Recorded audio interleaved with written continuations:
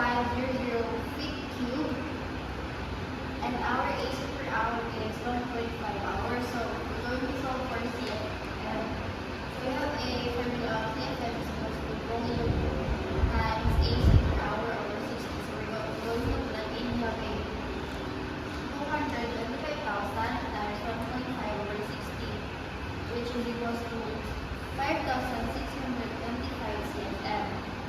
And for our second problem, we have a given is equals to 2 kilogram per second, and T1 is 20 degrees Celsius, our H1 is 30%, our H2 is 50%, T2 is 100 Celsius.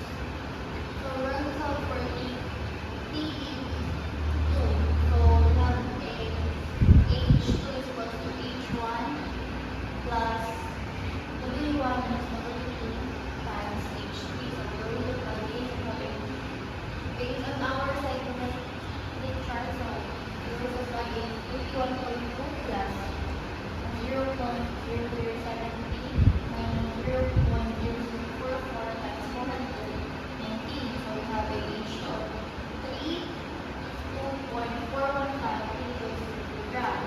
So H2 we have a 1.006 times E2 plus W1 times 2501 plus 1.86. So substitute, we have 32.4 times 15 is equals to 1.006 times E2 plus 0.073 times 2501 plus 1.86. So we have a PE2 of 13.8 degrees Celsius. And for our last number, we have a given of CW is equals to 4.83, T1 is 15 degrees Celsius, and T is equals to 20, T2 is 45 degrees Celsius. So we're going to solve, and we have a formula of S equals to CW times T. Plug in, we have 4.18 times 20, which is equals to 83.6 kilos per kilogram. Q is equals to CP